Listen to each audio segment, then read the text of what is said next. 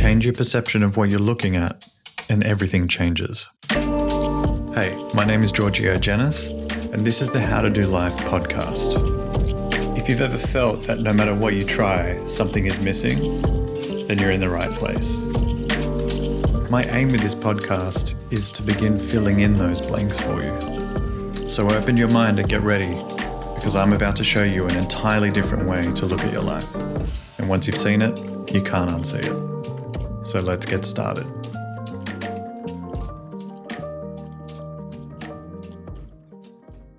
All right, welcome to another episode of the podcast. In this episode, I want to talk about the importance of persevering. And the reason for that is because it's something that a lot of people struggle with, myself included. And it can have a huge impact on the results that we get from our lives.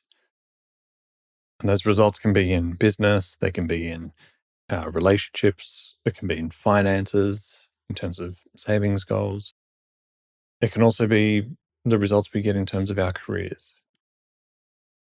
And believe it or not, I actually see a lot of this showing up in my group coaching and also my one-on-one coaching, where people are having shitty days. They're just feeling like crap.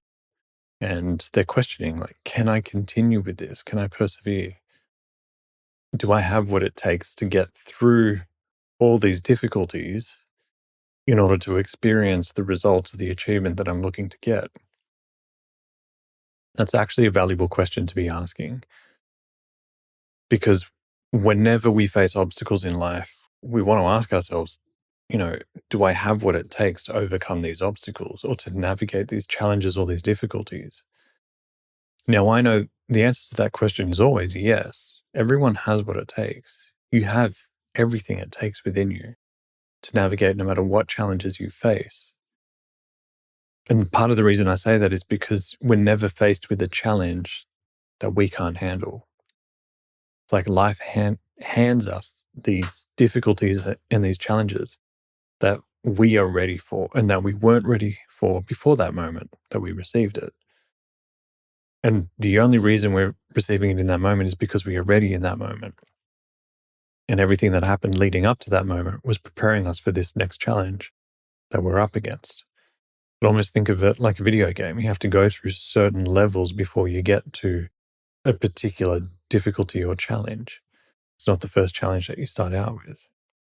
But everything you did on the previous levels trained you and equipped you with the skills and the knowledge that you need to be able to combat whatever the next challenge or difficulty is on the preceding level. And I find that this is true in life too. And don't get me wrong, there's a lot about life that is non-sequential. We'd like to think of life as a linear trajectory, but the reality is it's not. Life can kind of feel like it's hitting us from all these different angles. So I thought I might tackle this topic of perseverance because it's something that a lot of people wrestle with. And it's something that I've certainly wrestled with a lot in my career and in different areas of my life too. Now, persevering on something that we're tackling, it starts with the promise that we make to ourselves, right? You may not necessarily acknowledge it as a promise, but there is an element of making a promise to yourself. Because the moment you decide, I'm going to go down this particular path, I'm going to venture down on this particular journey, you're saying to yourself that I'm making a promise to follow this through. Even if you're not using the words promise, there is a little exchange or commitment that you're making with yourself in that moment. And what persevering ensures is that you follow through and deliver on the promise that you've made to yourself. This is important because if you're not following through and delivering on the promises you make to yourself, you start to deteriorate the trust that you have in yourself, specifically the trust you have in your word to yourself.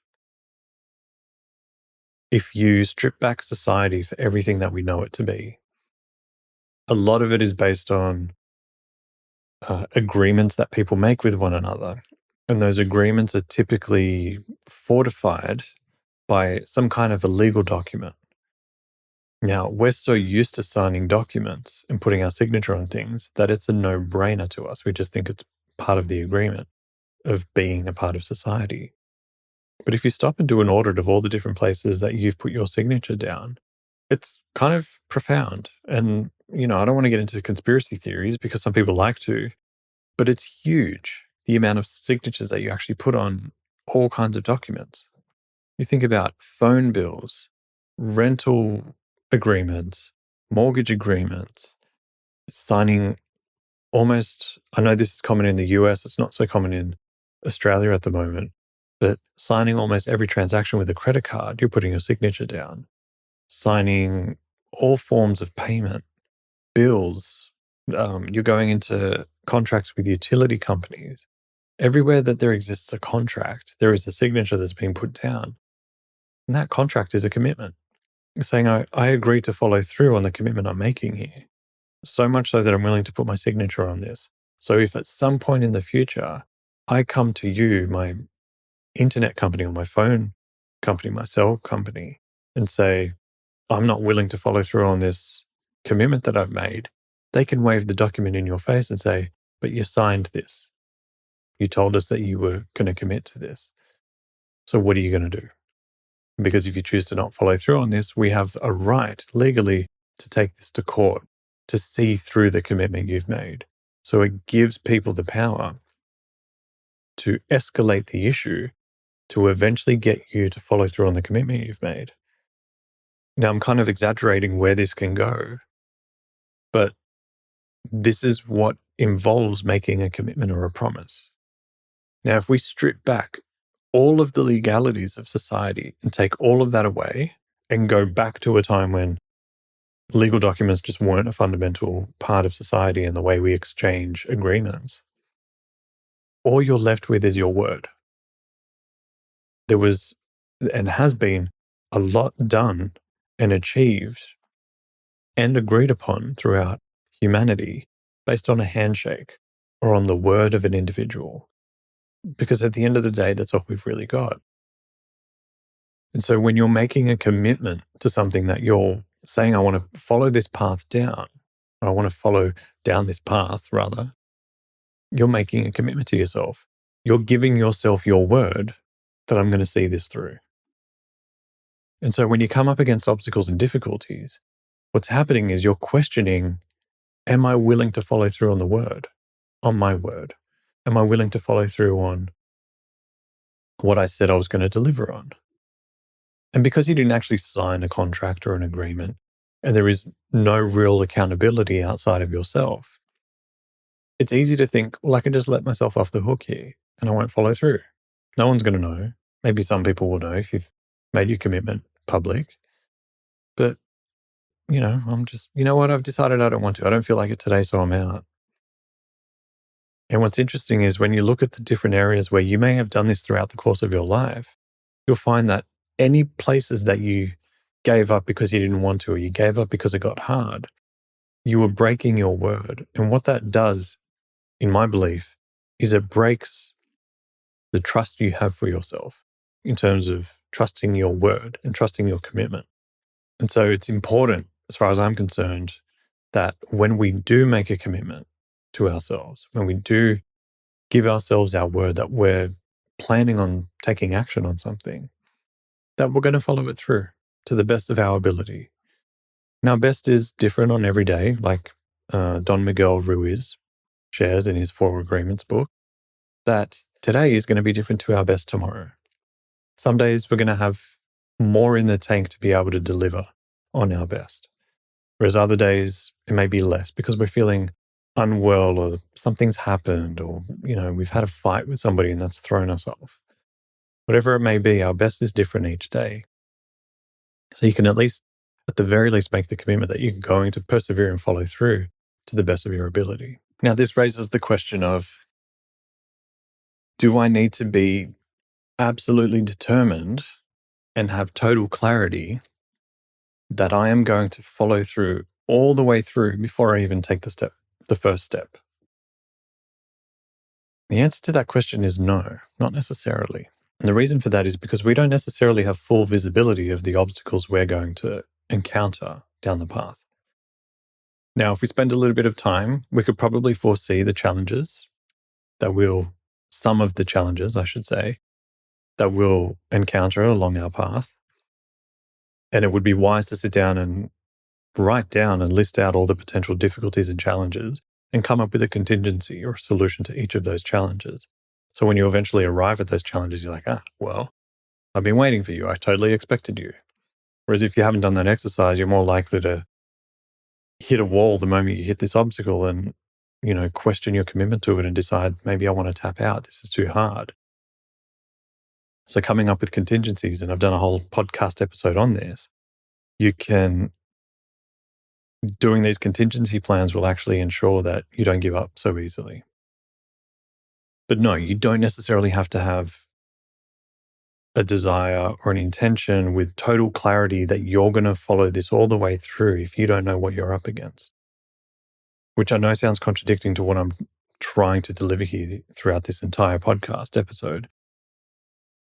But you don't necessarily have full visibility of what you're going to navigate and what obstacles you're going to face. So the wisest thing that you could do is make a commitment to following this through to the best of your ability, to as close to the end as possible. Because then if you come up against some kind of challenge that for some reason is just insurmountable, that you can't solve, and it's an absolute dead end, and maybe it's a dead end for a reason because it's trying to get you to pivot just slightly, then you're not going to beat yourself up for not following that through because you found that that was a dead end, but there was a way to navigate a slightly different detour, a slightly different path further down that I just wasn't expecting. And so the kind of commitment or promise you want to make to yourself, the word that you want to keep is, am I willing to follow this through to the best of my ability? Am I willing to see this through all the way to the closest to the end that I can get and deal with any challenges and obstacles to the best of my ability as I can? If you're starting with that approach, you're more likely to persevere further than you would have if you're like, I want to do this just because someone said it was a good idea, or it seems like a really good idea, or you had a bit of a fantasy about how it was going to look. Persevering to the best of your ability as far as you can go is a profound commitment you can make to yourself, but it's simultaneously the kind of commitment that will get you further than you initially thought you would get.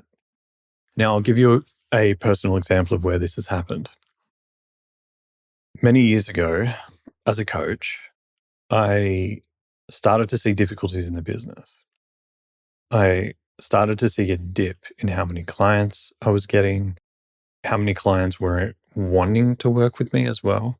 So I had clients who would wrap up their time with me and they would disappear and completely ghost me. And I've shared this story with a few of my clients and students before, but it's not one that I don't think I've ever shared it publicly. And it started to get disheartening because I had no idea why these people were ghosting me. They had spent a lot of time with me, working with me on a lot of their deep challenges, and then they would just disappear and I would never hear back from them again. And I would follow up with them, emails, messages, phone calls, nothing. But I knew they were still around. I knew they were still engaging because I saw them on social media and things like that. But they were just what appeared to be intentionally ghosting me. And at the time, because of a few challenges that I was dealing with outside of the business, it was starting to rattle my confidence and my belief in whether or not I wanted to persevere with coaching. And so what ended up happening was I got to a point where I started questioning whether or not I want to continue with this. Because if this is what I'm going to have to consistently deal with, people just disappearing after I've spent a huge amount of my own time doing everything I could to try and change their lives with them, it was almost like they wanted nothing to do with me. And so what ended up happening was I started to go through this period of doubt and confusion about whether or not I wanted to continue. And then I realized if I give up now, if I actually give up completely, who am I robbing in the future of being able to get the experience of this work that I do? In other words, I had this insight that just kind of came to me. It was one morning while I was going for a walk, the insight hit me. there are people waiting for you out there in the world. And those people are waiting for you to get through this difficulty, to get through these obstacles. Because on the other side of that, they'll be ready, willing, and able to do the work with you. And so what ended up happening that actually helped me get through that really difficult period, because I knew it with a deep level of certainty and conviction that that was the truth. That if I was able to overcome my own inner bullshit and beliefs long enough to persevere, that I would arrive at the place where all these people that were waiting for me were congregating. Now, these weren't specific people that I knew.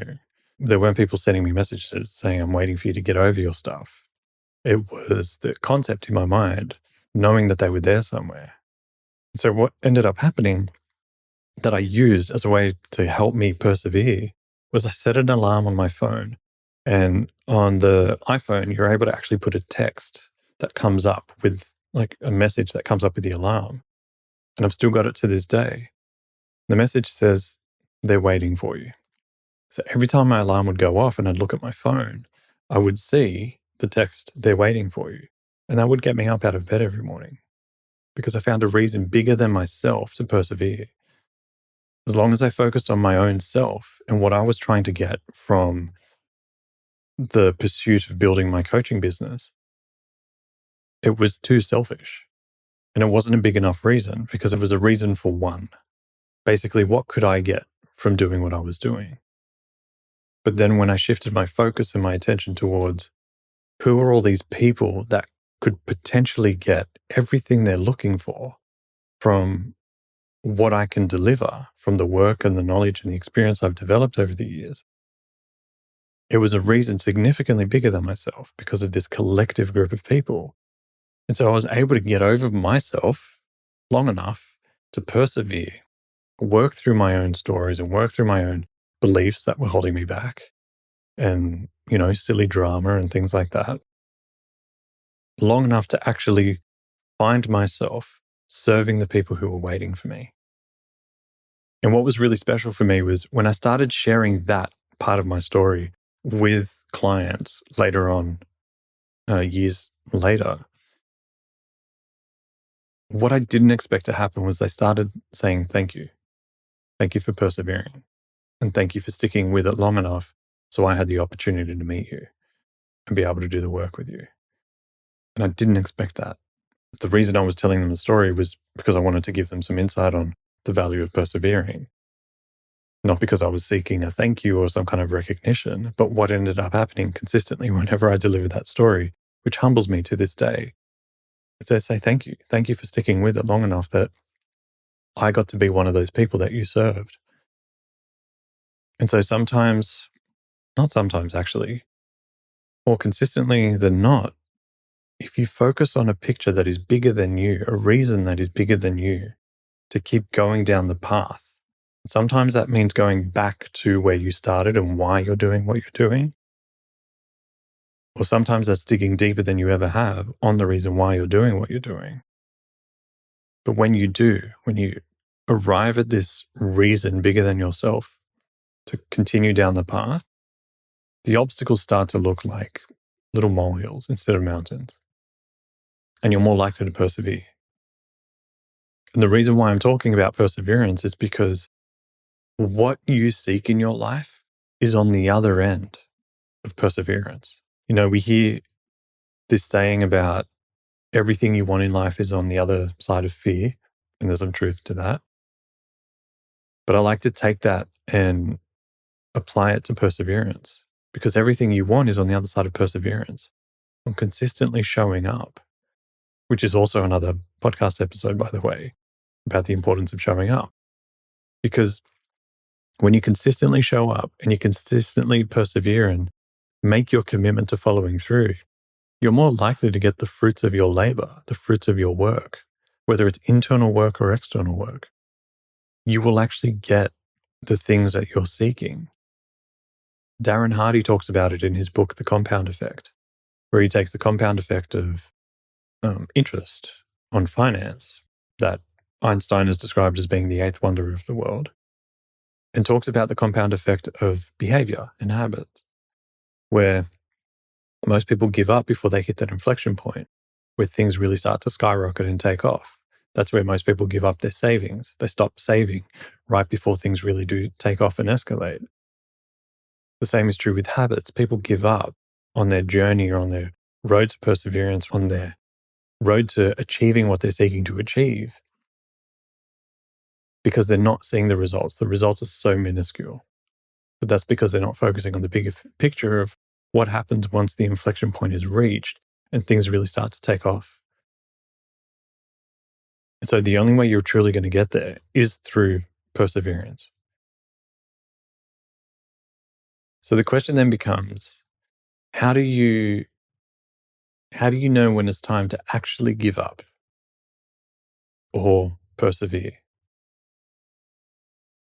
The best place to start is asking yourself, why are you doing this in the first place? What was the point of you venturing down this path? It's the question of the bigger picture. Is the bigger picture reason enough for you to continue persevering, for you to continue down this path? Or are you experiencing the sunk cost fallacy where you think the more you invest yourself in this path, the more likely you are to get the payoff? Sometimes we can delude ourselves into thinking that if we stick on this particular path, even though it's actually not working, it's objectively not working, and you keep running into a dead end, but you're perhaps being stubborn about the perseverance and you're getting yourself stuck, then you might actually end up eventually giving up because you're so fatigued by running into a dead end, which is something I've experienced as well in different elements of my business, where I thought one particular strategy would work. I was told it would work, so I stuck with it. I spent a lot of money doing it, a lot of time, a lot of energy was all invested only for me to actually eventually take a step back. And this is what you would do in any scenario, is take a step back and objectively look at what results you're getting. Not what your emotions are telling you the results are, but what the data might be telling you, the objective information. And when I looked at the objective information, it was all showing results of zero. Nothing was happening. But emotionally, I was convincing myself that it is going to, right? Now, I talk about perseverance and navigating the compound effect where there appears to be a little happening. The reality is there's still something happening. It's a little bit. With the compound effect with interest, it appears that nothing is happening. You're saving $50 a month, but that's still $50 a month. That's not zero.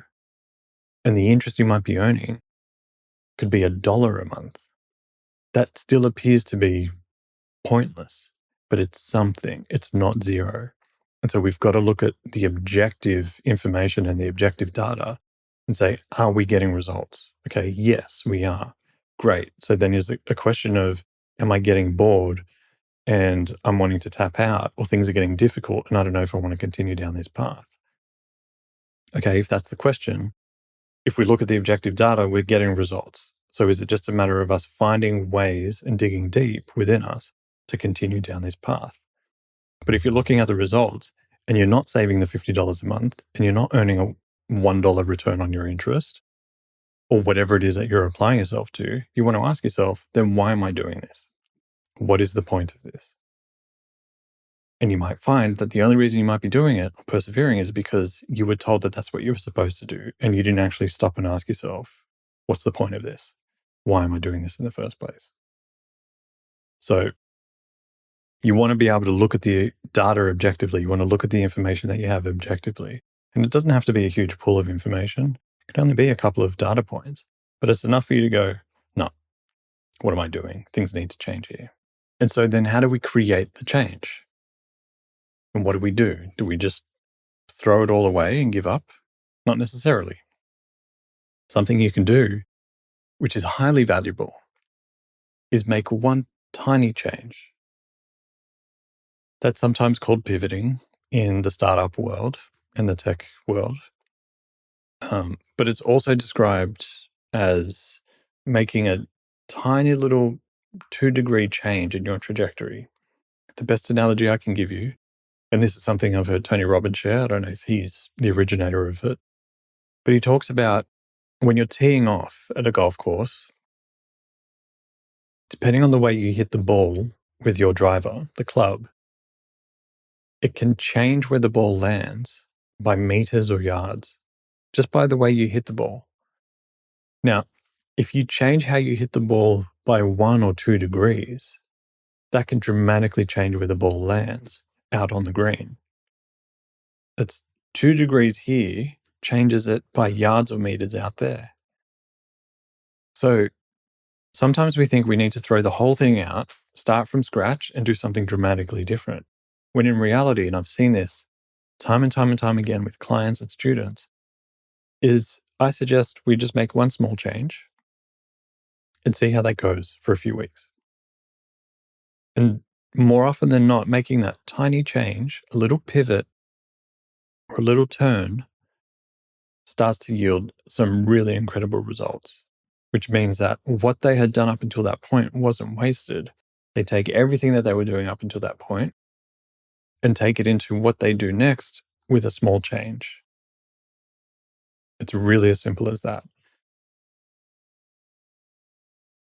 For example, I have a client who is a brilliant lawyer here in Sydney, and he's young. He's in his late 20s. And he's achieved some miraculous things in his career so far, especially for his infancy in his career. He's dealt with a lot of large cases, a lot of large matters, some with a lot of notoriety in the media. And he was starting to question his commitment to the legal profession. He wasn't sure if he wanted to continue. And we had had this conversation a couple of times. But there was one particular session, this was probably back in 2021. And it was, I think we had gone through another lockdown from the pandemic, and he was really frustrated with his career. And he's like, I don't know if I want to continue being a lawyer. I'm like, great, let's have that conversation. Let's play that out and see where that goes. I knew that it wasn't necessarily the case for him, but I wanted to explore the conversation because it was something that was pestering him. And so when we got to the core of it, I asked him to tell me about why he became a lawyer in the first place. And he did. He told me about the moment he decided he wanted to get into law. And that was a moment of inspiration for him. That was a true moment of inspiration. It wasn't a fantasy. He wasn't trying to rescue the world from legal issues. It was an avenue and a path and a vehicle for him that he could make a difference in people's lives. And so when we got to the bottom of that, there was no question he wanted to be a lawyer. So then we looked at where the issue was, and it turned out it was the culture of the firm that he was working in. And he had developed the belief that if he was to change firms, he would just find himself in another firm with the same culture. And so if you think about that, in his mind, he's like, the whole industry's screwed because I'm trying to go from this firm to another firm, but this other firm's going to be the same. And if I go to another firm, it's going to be the same. So if the entire industry is like this, why would I want to continue to be a lawyer? What we had worked out was it was just the culture that this particular firm had that he wasn't resonating with, he wasn't aligned with anymore. It was a great stepping stone, and he had learnt a lot, and he had developed a lot of opportunities throughout his career while he was there. But it was also the first firm that he had worked in of this particular size. And so he assumed, because this is what the mind does, it fills in the blanks. He assumed that other firms of similar sizes must conduct themselves the same way. And so I suggested to him that that's not true, couldn't possibly be, not in a field that has been around for centuries. And so when we were able to work through the fears of landing himself in another job or another firm that would have the same culture, he started to see that it's not actually the industry he wanted to leave. It was just the firm. Soon after that, he found a job at another firm, one that inspired him, and he immediately came alive in this new firm. His inspiration for the work had been rejuvenated. His energy, the way he had showed up in his work was just on a complete other level. His dedication has gone through the roof. And he's been able to deal with some really cool opportunities there as well. So that was one small change. It can feel like a big change, changing companies. But if you zoom out on your entire life, staying within an industry, still staying within the field of law and the particular lane of law that he's in, all he did was change the firm he was working in. So he just took himself from one firm, put himself in another firm. He initially took a little bit of a pay cut, which eventually turned into a pay rise. But it was just one tiny little pivot, and his entire experience changed. And as a result, he's persevered. And I haven't heard him since being in this new position, and it's been well over a year now. He has not once said to me, I don't know if I still want to be a lawyer. There has been no doubt around that for him. He's had deep certainty that this is what he wants to continue with. And the same has been true for me. Once I navigated that difficult period in my career, I haven't had any questions around wanting to be a coach or teacher or mentor. I've had absolute certainty that this is what I want to continue to do.